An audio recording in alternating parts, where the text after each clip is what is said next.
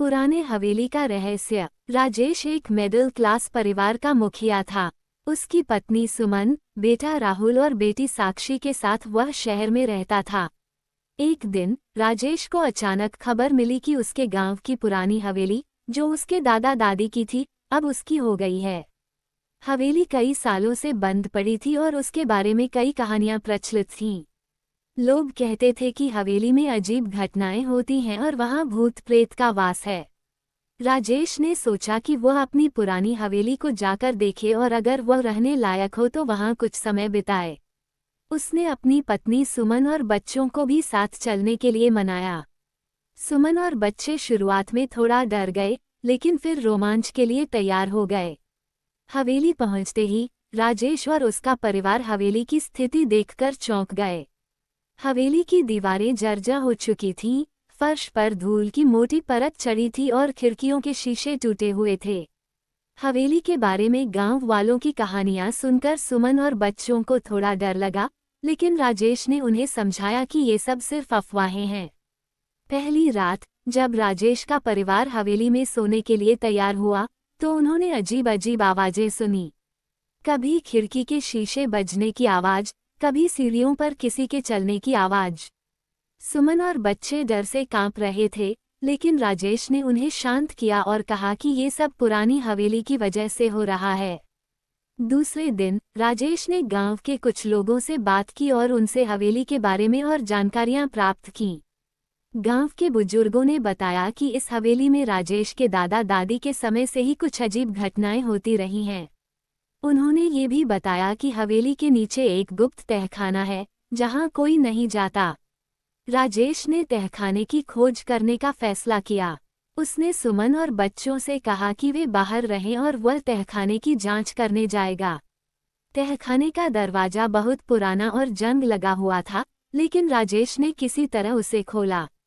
अंदर घुसते ही उसे एक अजीब सी ठंडक महसूस हुई। तहखाना बिल्कुल अंधेरा था और दीवारों पर अजीब अजीब चित्र बने हुए थे। तहखाने के अंदर राजेश को एक पुरानी डायरी मिली। डायरी में उसके दादा ने अपनी आखिरी बातें लिखी थीं।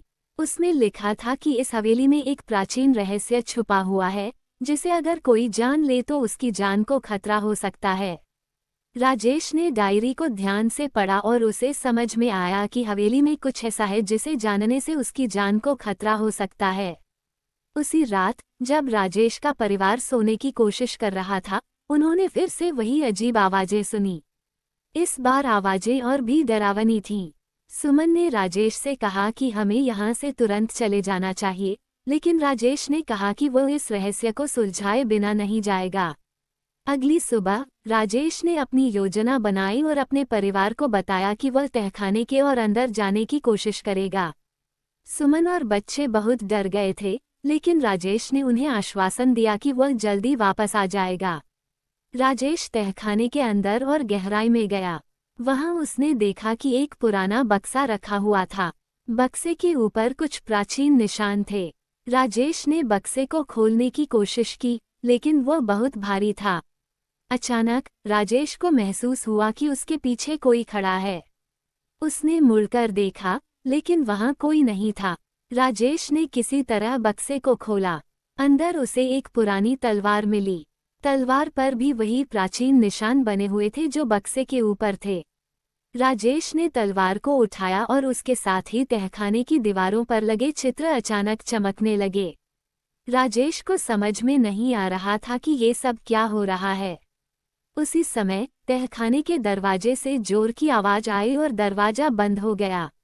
राजेश ने बाहर निकलने की कोशिश की, लेकिन दरवाजा नहीं खुला। तहखाने के अंदर का माहौल और भी डरावना हो गया। राजेश ने तलवार को दीवारों की ओर करके देखा, तभी दीवार पर एक दरवाजा दिखाई दिया जो पहले नजर नहीं आया था। राजेश ने दरवाजे को खोला और अंदर गया। वहां उसे एक बड़ी सी मूर्ति मिली।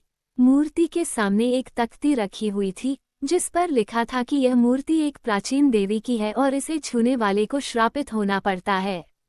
राजेश ने मूर्ति को ध्यान से देखा और उसके चारों ओर घूमते हुए महसूस किया कि मूर्ति के पीछे कुछ छुपा हुआ है।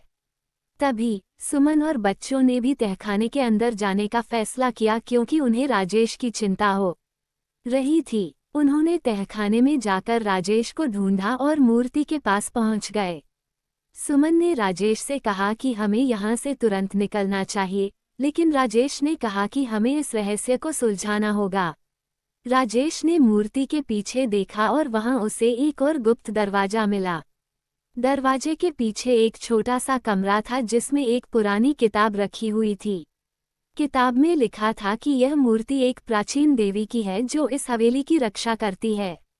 अगर किसी ने इस मूर्ति को नुकसान पहुंचाने की कोशिश की तो उसे श्रापित होना पड़ेगा। राजेश ने महसूस किया कि यह रहस्य और भी गहरा है। उसने किताब को ध्यान से पढ़ा और उसे समझ में आया कि इस हवेली में एक प्राचीन खजाना छुपा हुआ है। लेकिन खजाना पाने के लिए मूर्ति की पूजा करनी होगी और देवी को प्रसन्न करना होगा। राजेश ने सुमन और बच्चों के साथ मिलकर मूर्ति की पूजा की और देवी को प्रसन्न करने की कोशिश की। अचानक तहखाने में एक तेज रोशनी फैल गई और मूर्ति के नीचे का फर्श खुल गया। फर्श के नीचे एक सीढ़ी थी जो खजाने की ओर जाती थी। राजेश और उसका परिवार सीढ़ियों से नीचे गए और उन्होंने देखा कि वहां एक बड़ा सा कमरा था जिसमें सोने और चांदी के सिक्के, जवाहरात और कई कीमती वस्तुएं थीं। राजेश ने महसूस किया कि यह खजाना उसकी दादी दादी का था जिसे उन्होंने छुपा कर रखा था। लेकिन तभी राजेश को महसूस हुआ कि यह खजाना पाने के लिए उसे एक बड़ी कीमत चुकानी पड़ेगी। उसने सोचा कि इस खजाने को पाने के लिए उसकी जान को खतरा हो सकता है। राजेश ने खजाने को छूने की कोशिश की, लेकिन तभी एक जोर की आवाज आई और पूरा कमरा हिलने लगा। राजेश ने समझा कि यह खजाना श्रापित है और इसे पाना संभव नहीं है। उसने सुमन और बच्चों को कहा कि हमें यहाँ से तुरंत निकलना होगा। राजेश और उसका परिवार तेजी से सीढ़ियों से ऊपर भागे और तहखाने के दरवाजे को बंद कर दिया। राजेश ने सुमन और बच्चों से कहा कि यह हवेली हमारे लिए नहीं है और हमें यहाँ से वापस चलना चाहिए। सुमन और बच्चों ने सहमति जताई और वे सभी हवेली से बाहर निकल गए। गांव के लोग जब ये सब सुनते हैं तो राजेश की समझदारी की तारीफ करते हैं।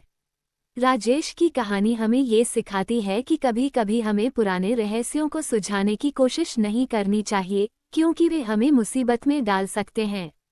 हमें अपने वर्तमान में जीना चाहिए और पुरानी बातों को भूलकर आगे बढ़ना चाहिए। परिवार का साथ और समझदारी ही हमें हर मुश्किल से बाहर निकाल सकती है।